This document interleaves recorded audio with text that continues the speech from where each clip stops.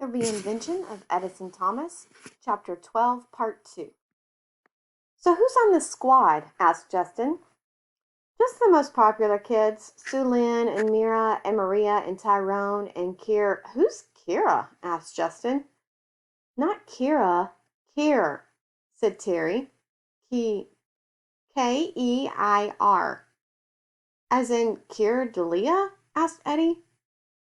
Yeah, said Terry. Open the pod bay doors, Hal. You lost me, said Justin. 2001, A Space Odyssey, said Terry. 1968, directed by Stanley Kubrick, added Eddie. You guys are weird, said Justin. Eddie stopped to think. Was that an insult? That's why you hang out with us, isn't it? Said Terry. Yeah, said Justin. Probably not an insult, concluded Eddie. He bit into his quickie meal bar. What are you eating? Asked Terry. Oh, it's just my lunch. Ah, limbus bread, said Terry. It is not bread, said Eddie. It is a quickie meal bar. I figured it was something like that. I'll call those things limbus bread, like in The Lord of the Rings. Elves used it for food when they were traveling. Oh, said Eddie. The special extended edition DVDs of The Lord of the Rings had especially detailed special features. The movie had nothing to do with Eddie's quickie meal bar, which was made by the KZ Natural Foods Company in Kalamazoo, Michigan, not by elves. Mira McCabe came up to the table. Terry, said Mira, can you do crossing guard duty Tuesday afternoons instead of Wednesdays? Oh, so Terry's one of the popular kids now? Asked Justin. What can I say? Said Terry as she buffed her fingernails on her sweatshirt and held her hand out as if to admire them. They were the exact purple color of her hair. You've either got it or you ain't. Well, asked Mira, can you? I'm afraid not, said Terry. I am otherwise engaged.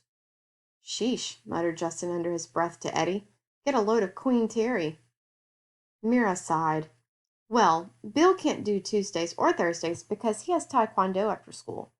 Janelle can't do mornings or afternoons every other week because she stays at her dad's house.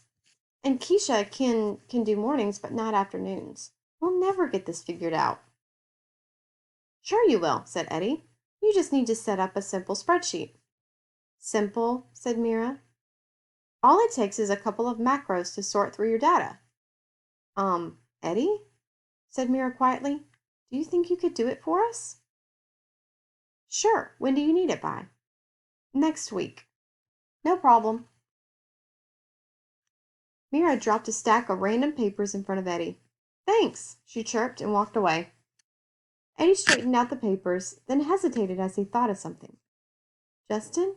Asked Eddie. Do you think Mira is trying to get me in trouble by asking me to do this? No, I think you'd really be helping her out. Eddie smiled to himself. Maybe his invention had worked after all. It hadn't solved the problem in the way he had anticipated, but if it hadn't saved Mitch, the kids at school would never have started up this volunteering crossing guard squad. It was a simple idea. Why hadn't Eddie thought of it? Because it was a simple idea, because it didn't involve a gadget, and because it would have required him to interact with a lot of people. That's why. So does this crossing guard squad have a name? Asked Justin. The George Washingtons, replied Terry. I don't get it, said Justin. The intersection is at Delaware Avenue and Hatteras Street. So? Did you ever hear the story of George Washington crossing the Delaware? A sudden loud laugh escaped from Eddie's mouth. I get it, he said. Fact number 2400 from the Random Access Memory of Edison Thomas. Washington crossing the Delaware, painted in 1851 by Emanuel Lutz, contains several errors, including the wrong boat and the wrong flag. In addition, Washington could not possibly have made the crossing standing up. For the rest of the day, Eddie was grateful to have another detailed task to occupy his mind. George Washington's schedule filled Eddie's head during his free time and during classes. He immersed himself in the programming just as he would immerse himself in a swimming pool. When he was submerged in code, the noise from the rest of the world was barely audible. By the time the school day was over, he was ready to write the program and enter the data into his computer and print out a schedule. Eddie left school pleasantly motivated to begin the task, but he stopped and felt his stomach twist as he saw the hole he had drilled in the stop sign. He would have to tell Dad before the bill arrived in the mail. Eddie, wait up! It was Kip. Did you write down the social studies assignment? What are we supposed to read? Eddie got his schedule out of his pocket. He had at least paid enough attention in social studies to write the assignment down. Pages 135 to 152. It is about the Bill of Rights. Bill of Rights, gotcha. Eddie wondered if Kip liked jokes too. Did you know that sleeveless shirts are protected by the Constitution? Sleeveless shirts? Yes, the Second Amendment guarantees the right to bear arms. Eddie rubbed his right hand up and down his left arm to make sure Kip got the joke. Kip laughed. Good one, Eddie. Thank you. I hear you're helping out with the George Washingtons. Yes, said Eddie. They really are not very organized. You'll whip them into shape. Eddie pushed an unpleasant picture of himself with a bullwhip out of his head. Listen, Eddie, my band is playing at a party on Saturday night. Do you want to come? Eddie hadn't been to a party in years. Was he popular now? He was about to say yes, but decided to ask a question instead. Will there be a lot of people there? Sure, said Kip. The place will be packed. Everybody loves Western Blot. And what's not to love? Packed, full of people, way too many social cues to decode. A live band, probably a very loud band. No, said Eddie. He paused and then added, I do not like noisy places. Are you saying that my band plays nothing but noise? No, loud sounds bother me. I was kidding, Eddie. Eddie! Mr. Benton ran toward them.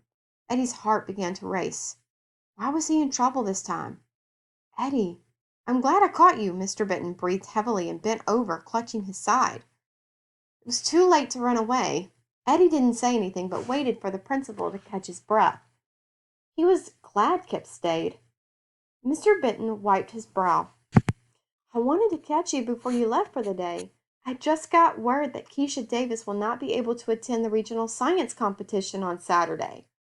Her grandmother has passed away. Excellent, said Eddie. An elbow dug into his ribs. Say you're sorry to hear about Keisha's grandmother, whispered Kip.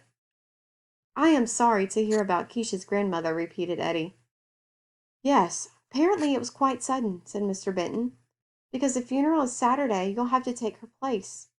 I wanted to tell you as soon as possible since you have less than 48 hours to prepare. Will you be able to attend? I suppose so, said Eddie. Very well. I'll let them know you'll be there. Congratulations, Eddie. Thank you, said Eddie. I guess that lets you off the hook, said Kip as Mr. Benton walked away. What hook? Asked Eddie. Captain hook, fish hook, crochet hook. Science fair regionals are definitely a better gig than the party. You don't have to use that lame excuse that we're too loud.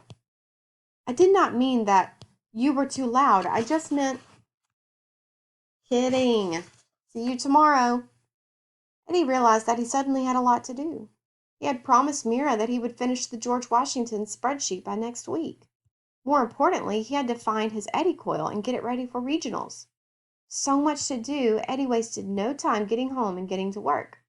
He did, however, take the time to stop and look both ways before he crossed Delaware Avenue.